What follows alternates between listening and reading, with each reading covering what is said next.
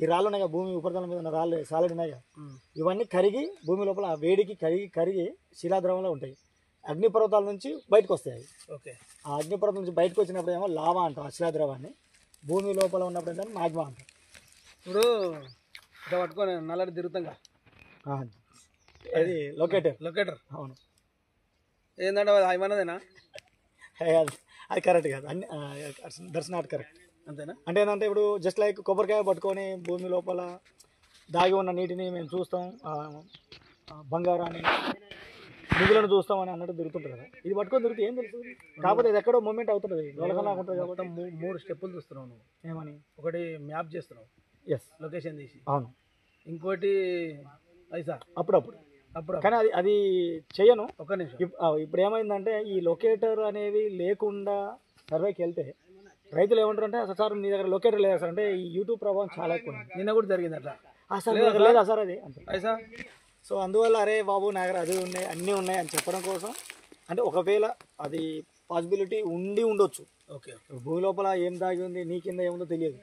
ఈడ బోరేస పడవచ్చు, నాగరేస పడకపోవచ్చు. Okay. So భూమి లోపల దాగి ఉన్న రాళ్ళ సందులలో joints, cracks, faults, holes, porosity, permeability, aquifer, aquiclude, aquitard, aquifuge, ఏ రకమైన మట్టి ఉంది, నల్లరేగడి ఉందా, ఏ రకమైన రాళ్ళు ఉన్నాయి, మరి ఎత్తు భాగంలో ఉందా, మధ్యలో ఉందా, లోయ ప్రాంతంలో ఉందా, చెరువు పై భాగం ఉందా, కింది భాగం ఉందా, కింద ఏముంది అసలు ఇది తెలుసుకోవాలంటే ఈ లొకేటర్ పట్టుకొని తిరగలి తిరిగితే గుడ్డిగా చెప్పడం తప్ప రియల్గా చెప్పేది లేదు. డాక్టర్ దగ్గర పోయి సార్ నేను సన్నగా అవుతున్నా, లావ్ అవుతున్నా, నాకు ఏమైంది సార్ చెప్పండి అంటే చేయబడుకుంటే నాడి ఇట్లా కొట్టుకుంటుంది, నీ గుండె స్టెథోస్కోప్ పెట్టి చెప్తాడు. కానీ నీ బాడీ లోపల బ్లడ్ ఎంత ఉంది, ఎంత పర్సెంటేజ్ ఉంది, ఏమైనా ప్రాబ్లమ్స్ రాబోతున్నాయా అని చెప్పాలంటే ఏం చేస్తాడు ఆయన? డాక్టర్ ఏం చేస్తాడు? డాక్టర్ కాకపోతే బ్లడ్ టెస్ట్ అడగడా? అన్నీ అడుగుతాడు. బ్లడ్ టెస్ట్, యూరిన్ టెస్ట్ చేసిన తర్వాత అక్కడ రిపోర్ట్ వస్తుంది. ఆ ప్రొఫైల్ డాటా తీసుకొని బాబు ఈ ప్రాబ్లం ఉందని చెప్తాడు. అట్లా కానీ ఇట పట్టుకొని గిరా తిరుగుకుంటూ పోతే భూమి లోపల నీళ్ళు ఉన్నాయని చెప్పి చేసినామంటే అది జస్ట్ లైక్ కొబ్బరికాయ అనేది సక్సెస్ కావచ్చు, ఫెయిల్యూర్ కావచ్చు. ఆ ఫెయిల్యూర్ సక్సెస్ ఎట్లా వస్తుంది? వాటర్ జోన్ ఏరియా అనుకో, ఏ చేయాల్సిన అవసరం లేదు. కానీ ఇక్కడ నేనేమంటా అంటే రైతుకి ఒకటే నమ్మొద్దు, అంత నమ్మి అది 100% అయితే నమ్మొద్దు.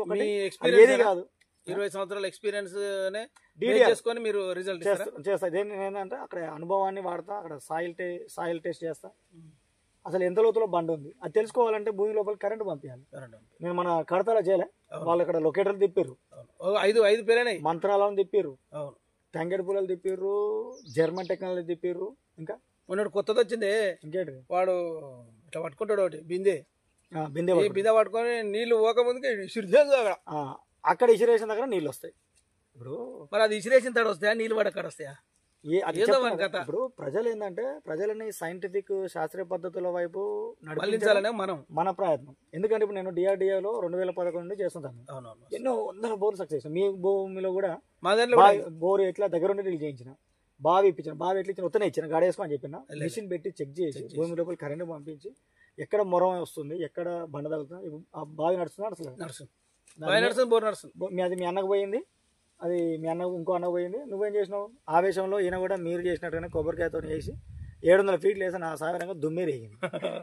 సో ఇప్పుడు ఈయన నాకు ఆల్రెడీ తెలుసు, నా జూనియరు, కొంత గ్యాప్ వచ్చింది నాకు ఖమ్మంలో పనిచేసిన. ఆవేశం తీసుకున్న నిర్ణయాలు ఉంటాయి.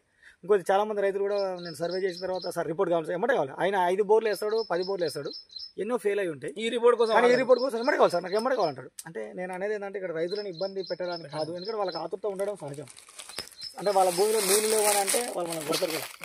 అట్లా కూడా నేనేమంటాను అంటే మనం కడతలో చూసినాం, మీరు ఏ లొకేటర్తో పెట్టుకోండి, ఏ PQW పెట్టండి, ఒక అనుభవం లేని ఉత్తన లొకేటర్లు దొరుకుతున్నాయని చెప్పి పట్టుకొచ్చుకొని PQW 1 లక్ష, 2 లక్షలు, 3 లక్షలు దొరుకుతున్నాయని చెప్పి తీసుకొచ్చుకొని ప్రజల మీద గుడ్డిగా ప్రయోగాలు చేయడం మాత్రం తప్పు.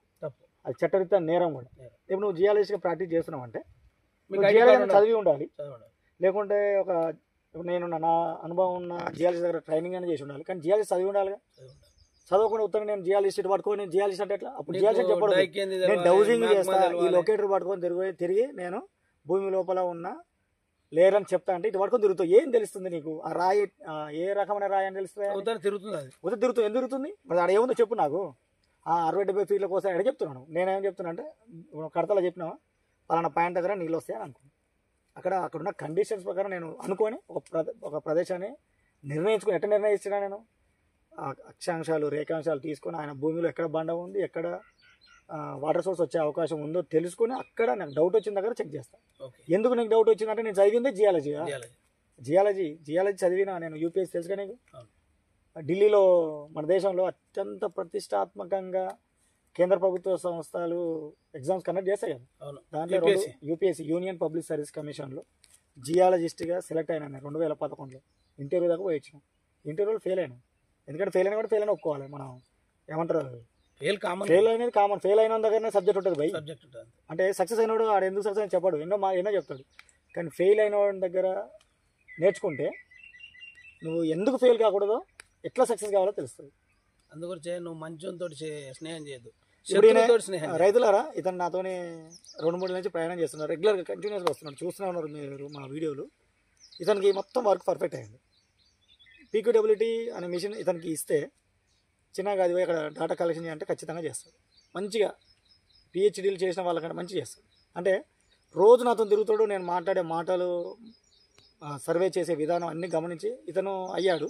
ఒక టెక్నీషియన్గా నా దగ్గర పనిచేస్తుంది. కానీ అంత మాత్రం నేను జియాలజీ కాదు కదా.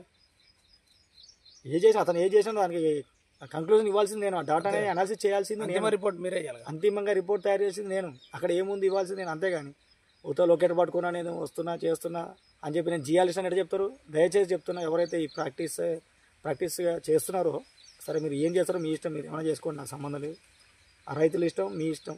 కానీ జియాలజిస్ట్ పేరును వాడకండి. మీరు జియాలజీ చదివి మీరు సర్టిఫికేట్ తీసుకొని చట్ట పరిధిలో పనిచేస్తూ ఉన్నట్లయితే ప్రతి జిల్లాలో భూగర్భ జల శాఖ ఉంటుంది. అందులో వాళ్ళ దగ్గర పర్మిషన్ తీసుకొని వాళ్ళ దగ్గర ప్రాక్టీస్ చేసి ఈ సర్టిఫికేట్ కనుక వచ్చినట్లయితే చేసుకోండి, అది మీ ఇష్టం.